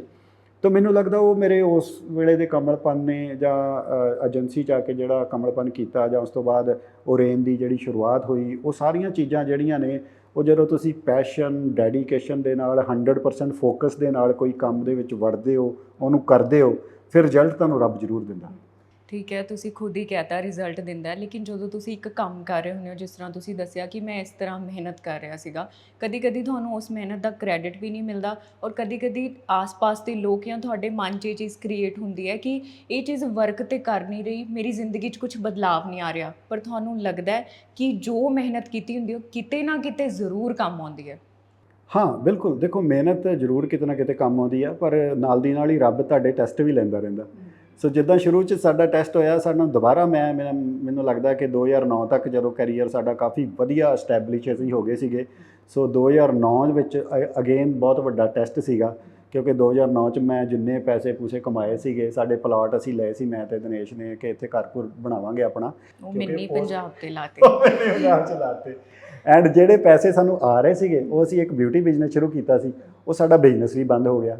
ਉਹ ਸਾਡੀ ਫਰੈਂਚਾਈਜ਼ੀ ਅਸੀਂ ਲਈ ਹੋਈ ਸੀ ਕਲਾਰਾ ਦੀ, ਉਹ ਨਹੀਂ ਰੀਨਿਊ ਹੋਈ, ਸਾਡਾ ਇਨਕਮ ਸੋਰਸ ਵੀ ਬੰਦ ਹੋ ਗਿਆ ਤੇ ਉੱਧਰੋਂ ਜਿਹੜੀ ਮਿੰਨੀ ਪੰਜਾਬ 'ਚ ਜਿੰਨੀ ਸਾਡੀ ਸੇਵਿੰਗ ਸੀਗੀ ਉਹ ਵੀ ਡਰੇਨ ਆਊਟ ਹੋ ਗਈ। ਸੋ ਅਸੀਂ ਆਲਮੋਸਟ ਤੁਸੀਂ ਕਹਿ ਲਓ ਕਿ ਬਿਲਕੁਲ ਸਾਡੇ ਅਕਾਊਂਟਸ ਨਿਲ ਹੋ ਗਏ ਸੀਗੇ ਉਸ ਵੇਲੇ, ਤੇ ਉਹ ਵੱਡਾ ਸੈਟਬੈਕ ਸੀਗਾ। ਪਰ ਉੱਥੋਂ ਫਿਰ ਅਸੀਂ ਚੱਲਦੇ 2012-13 ਤੱਕ ਆਉਂਦੇ ਅਸੀਂ ਫਿਰ ਦੁਬਾਰਾ ਤੋਂ ਆਪਣੇ ਪੈਰਾਂ ਸਿਰ ਆ ਗਏ, ਇੰਨੇ ਕੁ ਜੋਗੇ ਹੋ ਗਏ, ਫਿਰ ਸਾਡਾ ਹੱਕ ਬਣਾਤੀ। ਸੋ ਜਿਵੇਂ ਹੀ ਪੈਸੇ ਇਕੱਠੇ ਹੁੰਦੇ ਸੀ ਕੋਈ ਨਾ ਕੋਈ ਫਿਲਮ ਜਾਂ ਕੋਈ ਨਾ ਕੋਈ ਨਵਾਂ ਵੈਂਚਰ ਸ਼ੁਰੂ ਕਰ ਦਈਦਾ। ਬਤੌਰ ਐਕਟਰ 2013 ਦੇ ਵਿੱਚ ਤੁਸੀਂ ਮੈਨੂੰ ਲੱਗਦਾ ਆਪਣਾ ਇਹ ਸਫ਼ਰ ਸ਼ੁਰੂ ਕੀਤਾ ਹੈ। ਅੱਜ ਇਸ ਮੁਕਾਮ ਤੇ ਪਹੁੰਚ ਕੇ ਜਦੋਂ ਤੁਸੀਂ as a business person stable ਹੋ, ਪਸੰਦੀਦਾਰ ਕੰਮ ਬਤੌਰ ਐਕਟਰ ਇੰਡਸਟਰੀ ਵਿੱਚ ਕੰਮ ਕਰ ਰਹੇ ਹੋ, ਕਿ ਅੱਜ ਵੀ ਕਿਸੇ ਕਿਸਮ ਦੀ ਇਹ ਚੀਜ਼ ਹੁੰਦੀ ਹੈ ਕਿ ਇਹ ਚੀਜ਼ਾਂ ਕਦੀ ਨਾ ਕਦੀ ਇਹਦੇ 'ਚ ਵੀ ਬਦਲਾਵ ਆ ਸਕਦਾ ਹੈ ਜਾਂ ਮੈਂ ਸਟੇਬਲ ਲਾਈਫ ਜੀ ਰਹੀ ਹਾਂ, ਕਿ ਅੱਜ ਵੀ ਤੁਹਾਨੂੰ ਲੱਗਦਾ ਹੈ ਕਿ ਜੋ 2009 ਦੇ ਵਿੱਚ ਸਮਾਂ ਆਇਆ ਸੀ ਦੁਬਾਰਾ ਆ ਸਕਦਾ ਹੈ? ਹਾਂ ਬਿਲਕੁਲ ਆ ਸਕਦਾ ਜੀ। ਦੇਖੋ ਸਮੇਂ ਦਾ ਕੋਈ ਪਤਾ ਨਹੀਂ ਹੁੰਦਾ। 2009 'ਚ ਜਿਹੜਾ ਸਮਾਂ ਆਇਆ ਸੀ ਉਹ 2015 'ਚ ਮੇਰੇ 'ਤੇ ਦੁਬਾਰਾ ਵੀ ਆਇਆ, ਕਿਉਂਕਿ 2015 ਦੇ ਵਿੱਚ ਮੇਰੀ 13 'ਚ ਸਾਡਾ ਹੱਕ ਆਈ, 14 'ਚ ਯੋਧਾ ਆਈ ਤੇ 15 'ਚ ਸ਼ਰੀਕ ਆਈ। ਇਹ ਮੈਂ ਬੈਕ ਟੂ ਬੈਕ ਫਿਲਮਾਂ ਕੀਤੀਆਂ ਤੇ ਨਾਲ ਬਿਜ਼ਨਸ ਵੀ ਸਾਰਾ ਕੁਝ ਫਲਰਿਸ਼ ਕਰ ਰਿਹਾ ਸੀ। ਤੇ 15 'ਚ ਮੈਂ ਪਤਾ ਨਹੀਂ ਮੇਰੇ ਦਿਮਾਗ 'ਚ ਕੀ ਆਇਆ, ਮੈਂ ਸਾਰਾ ਕੁਝ ਛੱਡ ਛਡਾ ਕੇ ਬੰਬੇ ਚਲਾ ਗਿਆ। ਤੇ ਬੰਬੇ ਚਲਾ ਗਿਆ ਤੇ ਉੱਥੇ ਮੈਨੂੰ 2-3 ਆਫਰਸ ਆਈਆਂ ਸੀ, ਐਵੇਂ ਹੀ ਨਹੀਂ ਚਲਾ ਗਿਆ। ਖੈਰ ਥੋੜ੍ਹੀ ਹੋਪ ਮੈਨੂੰ ਦਿਖੀ ਕਿਉਂਕਿ ਇੱਕ ਕਿਕ 2 ਫਿਲਮ ਸੀਗੀ ਉੱਥੇ ਸਾਊਥ 'ਚ ਬਣ ਰਹੀ, ਔਰ ਰਜਿੰਦਰਾ ਰੈਡੀ ਡਾਇਰੈਕਟਰ ਨੇ ਖੁਦ ਮੇਰਾ ਪੋਸਟਰ ਯੋਧਾ ਵਾਲਾ ਦੇਖ ਕੇ ਮੈਨੂੰ ਅਪਰੋਚ ਕੀਤਾ। ਫਿਰ ਇੱਕ ਸਿੰਘ ਇਜ਼ ਬਲਿੰਗ ਉਸ ਫਿਲਮ ਦੀ ਮੈਂ ਆਡੀਸ਼ਨ ਦਿੱਤਾ ਉੱਥੇ ਮੁਕੇਸ਼ ਆਬੜਾ ਨੂੰ, ਉਹਦੇ ਲਈ ਮੈਂ ਸਿਲੈਕਟ ਹੋ ਗਿਆ। ਇੱਕ ਅੱਧਾ ਹੋਰ ਕੋਈ ਪ੍ਰੋਜੈਕਟ ਸੀ ਤਿਗਮਾਂਸ਼ੂ ਦੁਲੀਆ ਹੋਣਾ ਦਾ, ਤੇ ਮੈਨੂੰ ਲੱਗਾ ਯਾਰ ਬੰਬੇ 'ਚ ਵੀ ਬੜੀ ਡਿਮਾਂਡ ਹੈ ਕੁਲਜਿੰਦਰ ਹੈ। ਮੈਂ ਉੱਥੇ ਪਹੁੰਚ ਗਿਆ ਬੋਰੀ ਬਿਸਤਰਾ ਲੈ ਕੇ, ਤੇ ਉਹ ਦੇਖਿਆ ਕਿ ਉਹ ਫਿਲਮਾਂ ਵੀ ਮੇਰੇ ਹੱਥੋਂ ਨਿਕਲ ਗਈਆਂ ਵੇਰੀਅਸ ਰੀਜ਼ਨਸ, ਤੇ ਅਗਲੇ 2 ਸਾਲ ਤੱਕ ਮੇਰੇ ਕੋਲ ਕੋਈ ਕੰਮ ਨਹੀਂ। ਬਿਜ਼ਨਸ ਮੈਂ ਇੱਥੋਂ ਛੱਡ ਗਿਆ, ਦਿਨੇਸ਼ ਨੂੰ ਕਿਹਾ ਕਿ ਤੂੰ ਬਿਜ਼ਨਸ ਟੇਕ ਕੇਅਰ ਕਰ, ਮੈਂ ਸਲੀਪਿੰਗ ਪਾਰਟਨਰ ਹਾਂ ਹੁਣ, ਤੇ ਜੋ ਵੀ ਅਸੀਂ ਆਪਸ ਵਿੱਚ ਇੱਕ ਫਾਰਮੂਲਾ ਬਣਾ ਕੇ ਤੇ ਮੈਂ ਉੱਥੇ ਚਲਾ ਗਿਆ। ਉਹ 17-18 ਤੱਕ ਮਿਡ ਤੱਕ 2-2.5 ਸਾਲ ਜਿਹੜੇ ਸੀ ਮੇਰੇ ਬੜੇ ਸਟਰਗਲ ਦੇ ਸੀ। मैं उत्थे लाइनां लग के ऑडिशन दे रहा, सिक्योरिटी वाले ही कह देंगे हटो हटो, तो आपका लुक मैच नहीं करता, आप रिक्वायर्ड नहीं हो, नॉट फिट कह के बाहर ही भेज ਦਿੰਦੇ ਸੀ। बड़ा ही ਹਿਊਮੀਲੇਸ਼ਨ वाला टाइम ਸੀਗਾ। ਤੇ ਉਸ ਟਾਈਮ ਦੇ ਵਿੱਚ ਮੈਨੂੰ ਇੰਨੀ ਡੈਸਪੀਰੇਸ਼ਨ ਹੋ ਗਈ ਕਿ ਯਾਰ ਮੈਂ ਐਕਟਰ ਹਾਂ ਤੇ ਮੈਨੂੰ ਕੰਮ ਨਹੀਂ ਮਿਲ ਰਿਹਾ, ਤੇ ਮੈਂ ਕਿੱਦਾਂ ਮਤਲਬ ਤੁਸੀਂ ਮੇਰੀ ਰੋਜ਼ੀ ਰੋਟੀ ਦਾ ਮੈਨੂੰ ਤੰਗੀ ਨਹੀਂ ਸੀ, ਕਿਉਂਕਿ ਉਹ ਬਿਜ਼ਨਸ ਵੱਲੋਂ ਇਨਕਮ ਆ ਰਹੀ ਸੀ, ਪਰ ਉਹ ਜਿਹੜਾ ਪੈਸ਼ਨ ਕਰਕੇ ਮੈਂ ਸਾਰਾ ਕੁਝ ਬਿਜ਼ਨਸ ਛੱਡ ਕੇ ਉੱਧਰ ਗਿਆ ਸੀ, ਉਹ ਵੀ ਨਹੀਂ ਸੀ ਪੂਰਾ ਹੋ ਰਿਹਾ। ਫਿਰ ਮੈਂ ਉੱਥੇ ਇੱਕ ਸੀਰੀਅਲ ਕੀਤਾ, ਤੇ ਉਹ ਸੀਰੀਅਲ ਦੇ ਵਿੱਚ 5000 ਪਰ ਡੇ ਸੀਗਾ ਮੇਰਾ ਵੇਜਿਸ। ਇਹ ਤੇ ਮੈਂ ਲੱਖਾਂ ਦੇ ਵਿੱਚ ਫੀਸਾਂ ਲੈ ਰਿਹਾ ਸੀ ਫਿਲਮ ਦੀਆਂ, ਤੇ ਉਹ ਵੀ ਮੈਂ ਐਕਸੈਪਟ ਕਰ ਲਿਆ ਕਿ ਯਾਰ ਹਾਂ ਮੈਂ ਐਜ਼ ਐਨ ਐਕਟਰ ਕੰਮ ਕਰਨਾ, ਮਤਲਬ ਕੰਮ ਦੀ ਭੁੱਖ ਸੀਗੀ, ਪੈਸੇ ਦੀ ਭੁੱਖ ਨਹੀਂ ਸੀ। ਤੇ ਉਹ ਚਲੋ ਕੰਮ ਕੀਤਾ। ਉਹ ਸੀਰੀਅਲ 'ਚੋਂ ਕੀ ਨਿਕਲਣਾ ਸੀ, ਨਾ ਤਾਂ ਮੇਰਾ ਕਰੈਕਟਰ ਐਸਟੈਬਲਿਸ਼ ਹੋਇਆ, ਨਾ ਮੈਨੂੰ ਕੋਈ ਮਜ਼ਾ ਆਇਆ। ਉਹ ਐਵੇਂ ਹੀ ਉੱਥੇ ਬੜਾ ਮਕੈਨੀਕਲ ਜਿਹਾ ਕੰਮ ਹੁੰਦਾ ਬੰਬੇ ਵਿੱਚ, ਤੇ ਸੀਰੀਅਲਸ ਦਾ ਖਾਸ ਤੌਰ 'ਤੇ। ਸੋ ਉਹ ਮੇਰੇ ਲਈ ਅਗੇਨ ਇੱਕ ਚੈਲੰਜਿੰਗ ਟਾਈਮ ਸੀਗਾ। ਤੇ ਉਹ ਫਿਰ ਮੈਨੂੰ ਪੰਜਾਬ ਤੋਂ ਹੀ ਆਵਾਜ਼ ਪਈ ਵਾਪਸ ਵੀ ਕੁਲਜਿੰਦਰ ਸਿੰਘ ਇੱਕ ਫਿਲਮ ਪੰਜਾਬ ਸਿੰਘ ਕਰਕੇ ਤੈਨੂੰ ਆਫਰ ਹੋ ਰਹੀ ਆ, ਕਰਨੀ ਆ ਤੂੰ? ਤੇ ਮੈਂ ਕਿਹਾ ਹਾਂ ਯਾਰ ਕਰਦੇ। ਉਹ ਫਿਰ ਮੈਂ ਉਹ ਕੀਤੀ। ਉਹ ਫਿਲਮ ਤਾਂ ਨਹੀਂ ਚੱਲੀ, ਪਰ ਮੇਰਾ ਕਿਰਦਾਰ ਬੜਾ ਪਸੰਦ ਕੀਤਾ ਗਿਆ। ਉਸ ਤੋਂ ਬਾਅਦ ਅਸੀਸ ਆ ਗਈ, ਮਿੱਟੀ ਆ ਗਈ, ਇਹ ਆ ਗਈ। ਉਹ ਫਿਰ ਸਿਲਸਿਲਾ ਚੱਲਦਾ ਚੱਲਦਾ ਹੁਣ ਆਇਆ। ਸੋ ਪਰ ਮੈਂ ਇਹ ਚੀਜ਼ ਲਈ ਤੁਹਾਡਾ ਜਿਹੜਾ ਸਵਾਲ ਸੀਗਾ, ਹਮੇਸ਼ਾ ਪ੍ਰੀਪੇਅਰਡ ਰਹਿਣਾ ਕਿ ਮਾੜਾ ਸਮਾਂ ਕਦੀ ਵੀ ਕਿਸੇ 'ਤੇ ਕਦੋਂ ਵੀ ਆ ਸਕਦਾ। ਸੋ ਸਮੇਂ ਨੇ ਬਦਲਦੇ ਰਹਿਣਾ ਹੁੰਦਾ। ਮੈਂ ਸ਼ੁਰੂਆਤ ਦੇ ਵਿੱਚ ਕਿਹਾ ਸੀ ਕਿ ਜਿਹੜੇ ਲੋਕ ਜ਼ਿੰਦਗੀ ਦੇ ਇੱਕ ਖੇਤਰ ਦੇ ਵਿੱਚ ਕਾਮਯਾਬ ਨਹੀਂ ਹੁੰਦੇ, ਉਹਨਾਂ ਲਈ ਤੁਹਾਡੀ ਜਿਹੜੀ ਜਰਨੀ ਆ ਉਹ ਇਨਸਪੀਰੇਸ਼ਨ ਹੋ ਸਕਦੀ ਹੈ। ਐਜ਼ ਐਨ ਐਕਟਰ ਤੁਸੀਂ ਜਾਂ as a business person zero ਤੋਂ ਆਪਣਾ ਸਫ਼ਰ ਸ਼ੁਰੂ ਕੀਤਾ। ਬੈਕਗਰਾਊਂਡ 'ਤੇ ਕੋਈ ਚੀਜ਼ਾਂ ਨਹੀਂ ਸੀਗੀਆਂ ਤੁਹਾਡੇ ਵੀ। ਜਿਹੜੇ ਲੋਕ ਇੰਡਸਟਰੀ ਦੇ ਵਿੱਚ ਆਉਣਾ ਚਾਹੁੰਦੇ ਆ, ਬੈਕਅਪ 'ਤੇ ਚੀਜ਼ਾਂ ਨਹੀਂ ਹੁੰਦੀਆਂ ਔਰ ਕ੍ਰੇਜ਼ੀ ਹੁੰਦੇ ਆ ਕਿ ਮੈਂ ਬਸ ਸਿਰਫ ਐਕਟਰ ਹੀ ਬਣਨਾ। ਕੀ ਤੁਸੀਂ ਇਹ ਗੱਲ ਮੰਨਦੇ ਹੋ ਕਿ ਠੀਕ ਹੈ, ਕੁਝ ਚੀਜ਼ਾਂ ਰੱਬ 'ਤੇ ਵੀ ਛੱਡ ਦੇਣੀਆਂ ਚਾਹੀਦੀਆਂ, ਹੌਬੀ ਦੇ ਅਕੋਰਡਿੰਗਲੀ ਉਹ ਕਿਸੇ ਲੇਟ ਸਮੇਂ 'ਚ ਆ ਕੇ ਪੂਰੀਆਂ ਹੁੰਦੀਆਂ? 38 ਦੀ ਏਅਰ ਦੇ ਵਿੱਚ ਬਤੌਰ ਐਕਟਰ ਆਉਣਾ। ਸੋ ਕਿਸੇ ਹੋਰ ਖੇਤਰ ਦੇ ਲਈ ਵੀ, ਕਿਉਂਕਿ ਤੁਹਾਡੀ ਫੈਮਲੀਜ਼ ਵੀ ਹੁੰਦੀਆਂ, ਤਾਂ ਬਿਜ਼ਨਸ ਮਾਈਂਡਡ ਹੋ ਕੇ ਵੀ ਥੋੜ੍ਹਾ ਚੱਲਣਾ ਚਾਹੀਦਾ। ਇਹ ਚੀਜ਼ ਸੋਚਣੀ ਚਾਹੀਦੀ ਹੈ ਕਿ ਪਲਾਨ ਏ ਹੋਣ ਦੇ ਨਾਲ ਨਾਲ ਬੀ ਵੀ ਹੋਣਾ ਚਾਹੀਦਾ। ਹਾਂ ਬਿਲਕੁਲ, ਪਲਾਨ ਏ ਨਾਲ ਬੀ ਹੋਣਾ ਚਾਹੀਦਾ। ਮੈਂ ਤੁਹਾਡੀ ਗੱਲ ਨਾਲ ਬਿਲਕੁਲ ਸਹਿਮਤ ਹਾਂ। ਐਂਡ ਜੇ ਤੁਸੀਂ ਆਪਣਾ ਬੈਕਅਪ ਤਿਆਰ ਕਰਕੇ ਇਸ ਇੰਡਸਟਰੀ 'ਚ ਆਓ ਤਾਂ ਜ਼ਿਆਦਾ ਵਧੀਆ। ਅਤੇ ਦੂਸਰੇ ਪਾਸੇ ਜੇ ਤੁਸੀਂ ਇਕੱਲੇ ਬਤੌਰ ਐਕਟਰ ਹੀ ਸਟਰਗਲ ਕਰ ਰਹੇ ਹੋ, ਅਤੇ ਉਹ ਵੀ ਮੈਨੂੰ ਲੱਗਦਾ ਉਹਦੇ ਵਿੱਚ ਵੀ ਤੁਹਾਡੇ 'ਚ ਜੇ ਇੰਨੀ ਸ਼ਿੱਦਤ ਹੈਗੀ ਆ, ਜਿੱਦਾਂ ਨਸੀਰ ਸਾਹਿਬ ਇੱਕ ਐਗਜ਼ਾਮਪਲ ਦਿੰਦੇ ਹੁੰਦੇ ਕਿ ਜੇ ਤੁਸੀਂ ਐਕਟਰ ਬਣਨਾ ਤਾਂ ਇਹ ਨਾ ਸਮਝੋ ਵੀ ਕੋਈ ਹੋਰ ਕੰਮ ਨਹੀਂ ਚੱਲਿਆ ਅਤੇ ਚਲੋ ਐਕਟਰ ਬਣ ਜਾਣਾ। ਸਭ ਤੋਂ ਔਖਾ ਦੁਨੀਆ ਦਾ ਕੰਮ ਐਕਟਿੰਗ ਕਰਨੀ ਆ, ਅਤੇ ਐਕਟਿੰਗ ਦੇ ਲਈ ਤੁਹਾਡੇ ਅੰਦਰ ਐਕਟਰ ਬਣਨ ਲਈ ਇੰਨੀ ਕੁ ਸ਼ਿੱਦਤ ਚਾਹੀਦੀ ਹੈ ਕਿ ਜਿੱਦਾਂ ਤੁਹਾਨੂੰ ਕਿਸੇ ਨੇ ਪਾਣੀ ਦੇ ਵਿੱਚ ਡੁਬੋਇਆ ਹੋਵੇ ਅਤੇ ਤੁਸੀਂ ਉਸ ਵੇਲੇ ਸਾਹ ਲੈਣ ਲਈ, ਹਵਾ ਲਈ ਜਿੰਨਾ ਤਰਸਦੇ ਹੋ ਨਾ, ਇੰਨੀ ਤੁਹਾਡੇ 'ਚ ਸ਼ਿੱਦਤ ਐਕਟਰ ਬਣਨ ਦੀ ਜਾਂ ਐਕਟਿੰਗ ਦਾ ਇੰਨਾ ਜਜ਼ਬਾ ਉਹ ਹੋਣਾ ਚਾਹੀਦਾ, ਫਿਰ ਤੁਸੀਂ ਐਕਟਰ ਬਣ ਸਕਦੇ ਹੋ। ਅਤੇ ਮੈਂ ਉਹ ਗੱਲ ਨੂੰ ਬਹੁਤ ਵੇਟੇਜ ਦਿੰਦਾ, ਉਹਨਾਂ ਦੀ ਨੂੰ ਮੰਨਦਾ ਮੈਂ ਕਿ ਹਾਂ, ਕਿ ਜੇ ਅੱਜ ਦੀ ਡੇਟ 'ਚ ਵੀ ਜਿਹੜੇ ਨਵੇਂ ਮੁੰਡੇ ਕੁੜੀਆਂ ਸਟਰਗਲ ਕਰ ਰਹੇ ਨੇ ਐਕਟਰ ਬਣਨ ਲਈ, ਉਹ ਉਸ ਲੈਵਲ ਦੀ ਸ਼ਿੱਦਤ ਲੈ ਕੇ ਆਉਣ ਅਤੇ ਉੱਦਾਂ ਵੀ ਲੱਗੇ ਰਹਿਣ, ਤਾਂ ਵੀ ਉਹਨਾਂ ਦਾ ਕੁਝ ਨਾ ਕੁਝ ਬਣ ਜੂਗਾ। ਅਤੇ ਜੇ ਮੇਰੇ ਵਾਂਗ ਤੁਸੀਂ ਬੈਕਅਪ ਬਣਾ ਕੇ ਆਉਣਾ ਅਤੇ ਤਾਂ ਵੀ ਇੱਕ ਰਸਤਾ ਹੈ। ਸੋ ਦੋਨੋਂ ਰਸਤੇ ਨੇ। ਇਹ ਮਤਲਬ ਤੁਹਾਡੀ ਚੋਇਸ ਹੈ ਕਿ ਤੁਸੀਂ ਕਿਹੜਾ ਰਸਤਾ ਚੂਜ਼ ਕਰਨਾ। ਸਕਸੈਸ ਦੋਨੋਂ ਤਰੀਕੇ ਨਾਲ ਮਿਲ ਸਕਦੀ ਹੈ। 11th medical student, 12th non medical student, ਉਸ ਤੋਂ ਬਾਅਦ ਆਪਾਂ ਜਰਨਲਿਜ਼ਮ, ਫਿਰ ਉਸ ਤੋਂ ਬਾਅਦ ਆਪਣਾ ਇੰਗਲਿਸ਼ ਲਿਟਰੇਚਰ ਵੀ ਆ ਜਾਂਦਾ ਵਿੱਚ ਐਡ ਔਨ ਹੁੰਦਾ।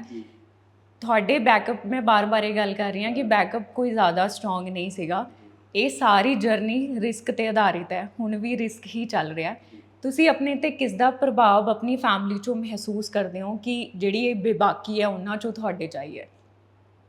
ਹਾਂ, ਇਹ ਮੇਰੇ ਮਾਤਾ ਜੀ ਨੇ ਜ਼ਿਆਦਾ ਬੇਬਾਕ ਸਾਡੀ ਫੈਮਿਲੀ 'ਚ। ਅਤੇ ਜਿੱਥੇ ਤੁਸੀਂ ਕਿਹਾ 11th ਮੇਰੀ ਸੀਗੀ ਉਹ ਨਹੀਂ ਮੇਰੇ ਕੋਲ ਸਾਂਭੀ ਗਈ, ਨਹੀਂ ਸਮਝ 'ਚ ਆਈ, ਅਤੇ ਮੈਂ +2 ਦੇ ਵਿੱਚ ਮੈਡੀਕਲ ਕਰ ਲਿਆ, ਨਾਨ ਮੈਡੀਕਲ ਕਰ ਲਿਆ। ਮੈਡੀਕਲ ਮੈਨੂੰ ਲੱਗਾ ਨਹੀਂ ਡਾਕਟਰ ਨਹੀਂ ਬਣਦੇ, ਚਲੋ ਇੰਜੀਨੀਅਰ ਬਣ ਜਾਂਦੇ ਆ। ਉਹ ਇੰਜੀਨੀਅਰ ਵਾਲਾ ਵੀ ਮੇਰੇ ਫੰਡਾ ਸਮਝ ਨਹੀਂ ਆਇਆ। ਫਿਰ ਮੈਂ ਫਾਈਨਲੀ ਆਰਟਸ ਵਿੱਚ ਆਇਆ, ਅਤੇ ਆਰਟਸ ਵਿੱਚ ਆ ਕੇ ਮੈਨੂੰ ਥੋੜ੍ਹਾ ਜਿਹਾ ਸਮਝ ਆਉਣੀਆਂ ਸ਼ੁਰੂ ਹੋਈਆਂ ਚੀਜ਼ਾਂ, ਅਤੇ ਮੈਨੂੰ ਲੱਗਾ ਕਿ ਆਮ ਮੈਂਟ ਫॉर ਆਰਟਸ। ਅਤੇ ਉਸ ਟਾਈਮ 'ਤੇ ਇੰਨੀ ਜ਼ਿਆਦਾ ਅਵੇਅਰਨੈਸ ਵੀ ਨਹੀਂ ਸੀ ਹੁੰਦੀ, ਜਾਂ ਇੰਨੇ ਜ਼ਿਆਦਾ ਪੁੱਛੀਦਾ ਵੀ ਨਹੀਂ ਸੀ, ਇੰਨੀ ਜ਼ਿਆਦਾ ਗਾਈਡੈਂਸ ਵੀ ਨਹੀਂ ਸੀ ਹੁੰਦੀ। ਅੱਜ ਦੀ ਡੇਟ 'ਚ ਤਾਂ ਕਾਉਂਸਲਰ ਬਣ ਗਏ ਸਪੈਸ਼ਲਿਸਟ, ਕਿ ਬੱਚੇ ਨੂੰ 8ਵੀਂ 7ਵੀਂ ਤੋਂ ਹੀ ਪੁੱਛਣਾ ਸ਼ੁਰੂ ਕਰ ਦਿੰਦੇ ਵੀ ਤੁਸੀਂ ਕਿਹੜੀ ਲਾਈਨ ਲੈਣੀ ਆ, ਅਤੇ ਉੱਥੋਂ ਹੀ ਪ੍ਰੋਫਾਈਲ ਬਣਨੀ ਸ਼ੁਰੂ ਹੋ ਜਾਂਦੀ ਹੈ।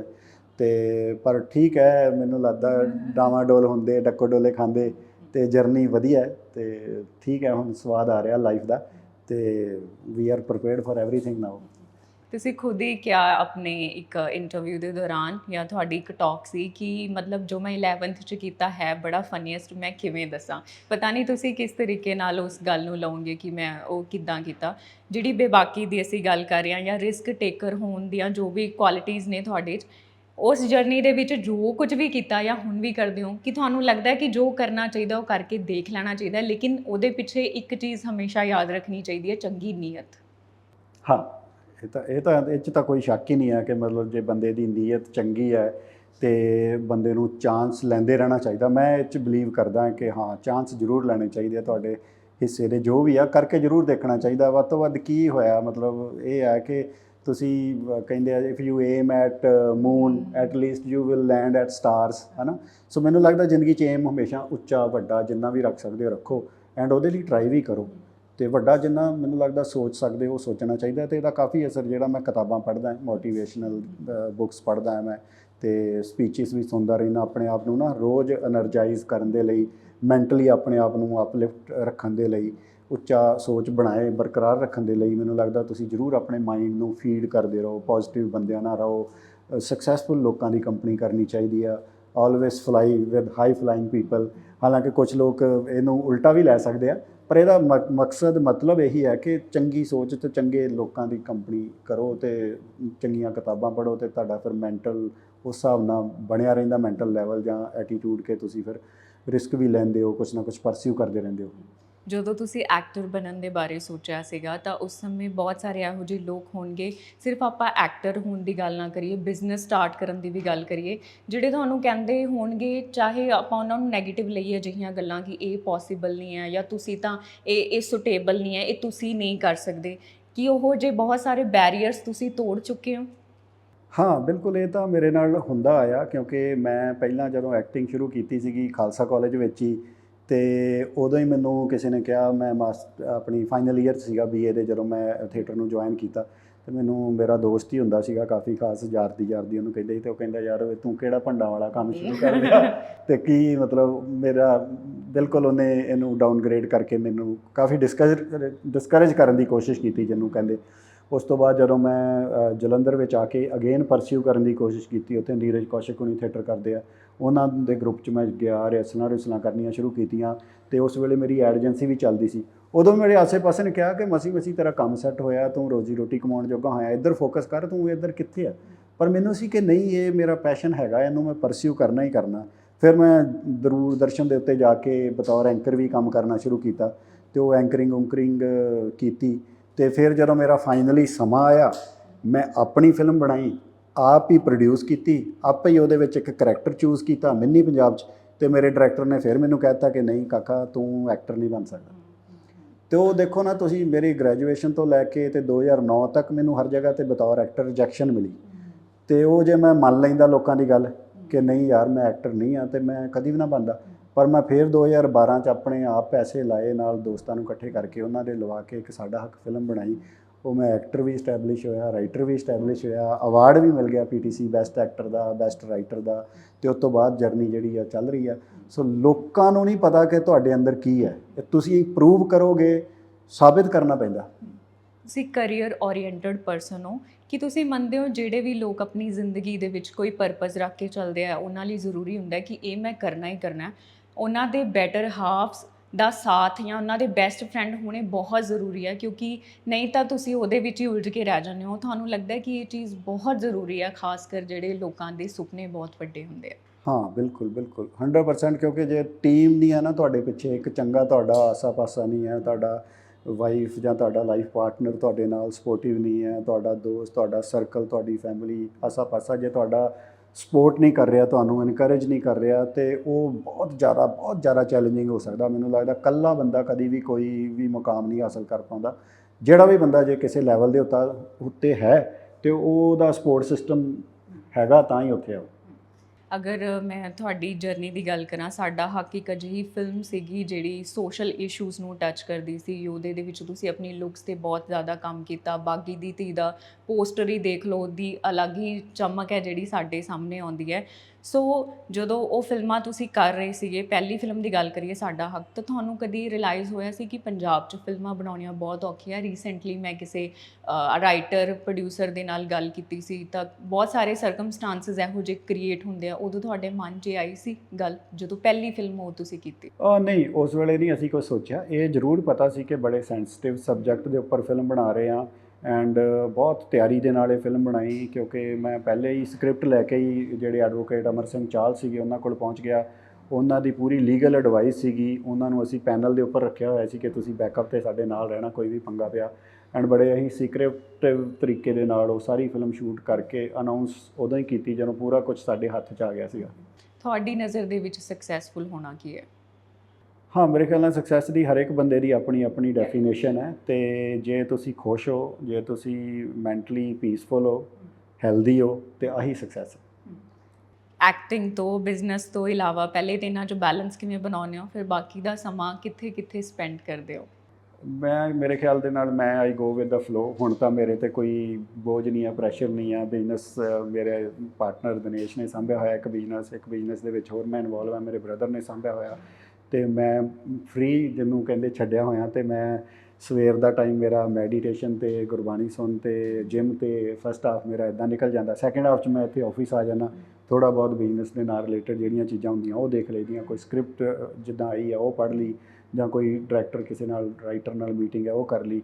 ਸੋ ਬਹੁਤ ਸੋਹਣਾ ਵਧੀਆ ਦਿਨ ਨਿਕਲ ਜਾਂਦਾ। ਬਹੁਤ ਵਧੀਆ ਲੱਗਿਆ ਤੁਹਾਡੇ ਨਾਲ ਗੱਲ ਕਰਕੇ, ਔਰ ਉਮੀਦ ਹੈ ਕਿ ਤੁਸੀਂ ਆਪਣੇ ਡ੍ਰੀਮਸ ਨੂੰ ਅੱਗੇ ਵੀ ਪੂਰਾ ਕਰਦੇ ਜਾਓਗੇ। ਔਰ ਜਿਹੜੇ ਲੋਕ, ਮੈਂ ਬਾਰ-ਬਾਰ ਇਹ ਕਹਿ ਰਹੀ ਹਾਂ ਕਿ ਇਸ ਇੰਡਸਟਰੀ 'ਚ ਆਉਣਾ ਚਾਹੁੰਦੇ ਆ ਔਰ ਇਹ ਫੀਲ ਕਰਦੇ ਆ ਜਦੋਂ ਉਹਨਾਂ ਨੂੰ ਕੋਈ ਕਹਿ ਦਿੰਦਾ ਕਿ ਤੁਸੀਂ ਤਾਂ ਇੱਥੇ ਕਾਮਯਾਬ ਨਹੀਂ ਹੋ ਸਕਦੇ, ਉਹਨਾਂ ਲਈ ਕੋਈ ਹੋਰ ਰਾਹ ਜ਼ਰੂਰ ਹੁੰਦਾ ਹੈ ਕਾਮਯਾਬੀ ਦਾ। ਬਿਲਕੁਲ ਬਿਲਕੁਲ 100% ਜੀ। ਥੈਂਕ ਯੂ ਵੈਰੀ ਮੱਚ। ਮੈਨੂੰ ਬਹੁਤ ਚੰਗਾ ਲੱਗਾ ਤੁਹਾਡੇ ਨਾਲ ਗੱਲਾਂ ਬਾਤਾਂ ਕਰਕੇ। ਤੁਸੀਂ ਬੜੀ ਰਿਸਰਚ ਕਰਕੇ ਆਏ ਸੀ। Thank you very much. ਸਤਿ ਸ਼੍ਰੀ ਅਕਾਲ ਸਾਰਿਆਂ ਨੂੰ। Thank you sir. ਸੋ ਇਹ ਸਨ ਸਾਡੇ ਨਾਲ ਕੁਲਜਿੰਦਰ ਸਿੰਘ ਸਿੱਧੂ। ਉਮੀਦ ਹੈ ਜਦੋਂ ਤੁਸੀਂ ਇਹ ਇੰਟਰਵਿਊ ਸੁਣੋਗੇ ਤਾਂ ਸ਼ਾਇਦ ਬਹੁਤ ਕੁਝ ਅਜਿਹਾ ਹੈ ਜੋ ਤੁਸੀਂ ਉਹਨਾਂ ਦੀ ਜਰਨੀ ਦੇ ਬਾਰੇ ਨਹੀਂ ਜਾਣਦੇ। ਤੁਹਾਨੂੰ ਸੁਣ ਕੇ ਇੱਕ ਇਨਸਪੀਰੇਸ਼ਨ ਜ਼ਰੂਰ ਮਿਲੂਗੀ। ਔਰ ਜਿਸ ਤਰ੍ਹਾਂ ਉਹਨਾਂ ਨੇ ਕਿਹਾ ਕਿ ਲਾਈਫ ਦੇ ਵਿੱਚ ਸਕਸੈਸ ਦੇ ਬੇਸ਼ੱਕ ਅਲੱਗ-ਅਲੱਗ ਮੀਨਿੰਗ ਜਾਂ ਡੈਫੀਨੇਸ਼ਨਸ ਸਾਡੀਆਂ ਜ਼ਰੂਰ ਹੁੰਦੀਆਂ, ਲੇਕਿਨ ਖੁਸ਼ ਹੋਣਾ ਇਹ ਸਾਡੇ ਸਭ ਦਾ ਪਰਪਸ ਜ਼ਰੂਰ ਹੋਣਾ ਚਾਹੀਦਾ। ਸੋ ਅਸੀਂ ਉਹਨਾਂ ਨੂੰ ਬੈਸਟ ਵਿਸ਼ੇਸ ਦਿੰਦੇ ਹਾਂ ਅਪਕਮਿੰਗ ਪ੍ਰੋਜੈਕਟਸ ਲਈ, ਔਰ ਉਮੀਦ ਹੈ ਕਿ ਤੁਸੀਂ ਵੀ ਉਹਨਾਂ ਦੇ ਅਪਕਮਿੰਗ ਪ੍ਰੋਜੈਕਟਸ ਲਈ ਔਰ ਉਹਨਾਂ ਦੇ ਬਿਜ਼ਨਸ ਲਈ ਉਹਨਾਂ ਨੂੰ ਐਪਰੀਸ਼ੀਏਟ ਕਰਦੇ ਰਹੋਗੇ।